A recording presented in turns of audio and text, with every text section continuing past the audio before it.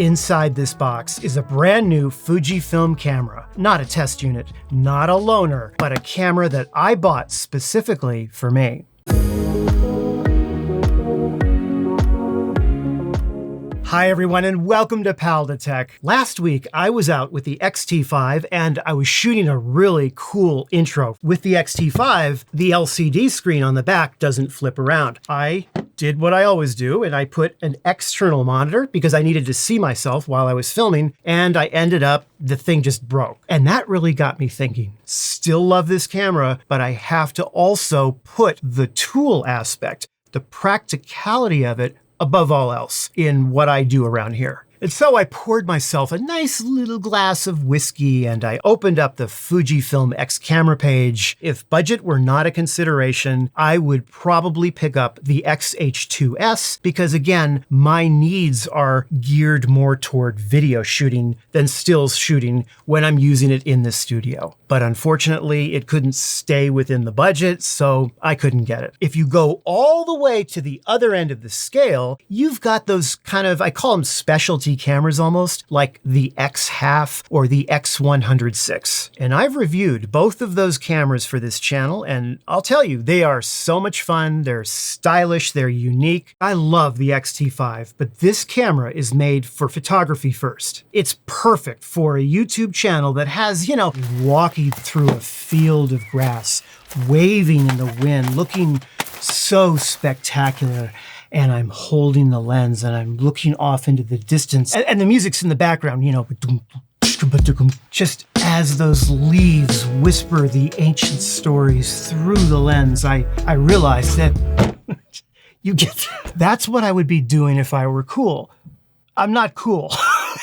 Not by a long shot. Wait, what were we talking about? Those cameras would not work for where my needs are. And so speaking of tools, I narrowed it down to just a few features that I wanted and I felt that I needed, and most importantly, would save me time. The first item, this camera must have a flip around screen so that when I'm shooting, I can see myself without having to use these external monitors.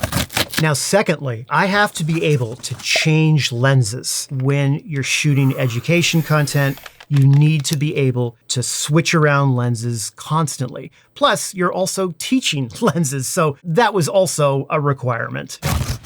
Number 3 on the list is battery life. I've said this before and I'm gonna say it again. Once you get used to using these NPW235 batteries, the larger ones with more long-lasting power, it's really hard to go back to the smaller batteries. And so my wish list for the battery ruled out the X-T50 camera. Same thing with the XE5. Number 4, the camera must have IBIS. And not really so much for stills shooting, that's not as big a deal to me, but for video, absolutely 100%. And this is where it started getting a little painful because the XM5 was starting to creep up to the top of the consideration list. I mean, 3 microphones, the way the screen flips around. I mean, autofocus on that camera is great, but it doesn't have regular mechanical IBIS. That was a deal breaker for me. The 5th item was autofocus. And I mentioned before, if budget were not a concern, I would have seriously considered the XH2S. And also, I wanted a smaller, lighter, and more compact camera. Number 6 is sort of a Pal to Tech thing, a little weird, but I need a camera that is what I consider to be intelligently designed, okay? For example, some Fujifilm cameras have both a microphone and a headphone port, so you don't have to, have that silly little dongle and lose it or have to remember to bring it with you. The less I have to manipulate the tool or have another little tool to make the big tool work, right? I will never forget this incredibly stupid design. I mean, look at this thing. On one side, you have a headphone port. That's it. And on the other side, 2 USB-C ports, and that's it. I mean, think about it. One of them is probably going to be plugged into power, right? So basically, you have 1 USB-C port. It's ridiculous. I mean, it's like having a hammer, okay? Because you want to make it look kind of stylish and cool. You eliminate this thing in the back that helps you remove the nails. So yeah, you may have a prettier hammer, which, looks great, but you've reduced the tool value. don't worry, I'm not gonna do that. Okay, enough talk. Let's open it up. Are you ready? 3, 2, 1. The Fujifilm X S20. I think I found the perfect match for the features that are important to me at a price point that I think is quite good considering what you're getting here. I think this camera has great autofocus, and I have reviewed it before, so I'm familiar with it. And we will conclude the video by taking a look at it.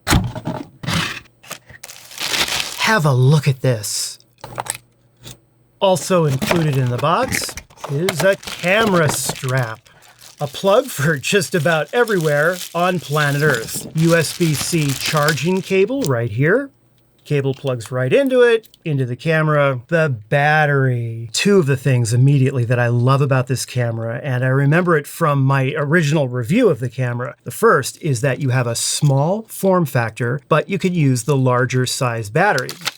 That's great. The second is the grip. I love how this feels. I just love it. Look at the size comparison between the grip on the XS20 versus the XT3. I mean, look, I love the XT3, and it is literally one of my favorite cameras of all time, but you kind of, you're doing this, especially if you have this thing, put on it. It's kind of a, makes you a little bit like, after a while. This is a loaner, okay? It's not mine. I'd have to sell a lot of kidneys and maybe even a spleen to get this lens. So here's the funny thing. I actually took this lens and the XE5 camera on a photo shoot for the official Dragon Con parade in downtown Atlanta. I also had the XT5 with a Viltrox 35mm f1.7 lens. By the way, I have a full review of this lens as well. It's coming in a couple of days, so you can look forward to that. And here I am testing out the XE5 with the Viltrox 35mm f1.7 as well as the new 23mm prime lens that's also pretty much designed for this camera as well. I definitely have some thoughts on the ergonomics of the XE5, so stay tuned, that video is coming soon. If there are any topics that you would like to see covered with this camera, please let me know right down in the comments. Well, anyhow, thank you.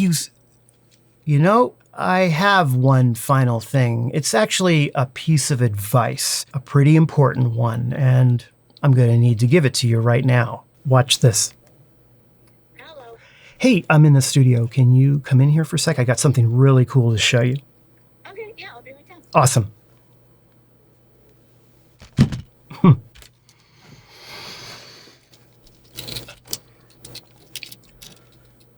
In here.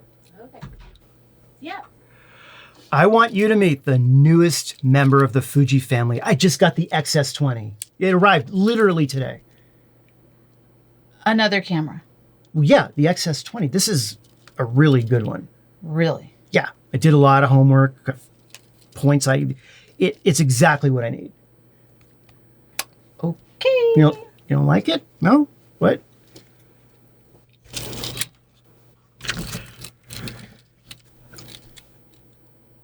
So the advice is it's better to beg for forgiveness than to ask for permission. I heard that. Well, thank you so much for watching, and I hope you found the video helpful or at least entertaining. And if you did, be sure to give it the like and subscribe. I'm going to be signing off now, and I'll see you in a new video very soon. Take care. Better to beg for forgiveness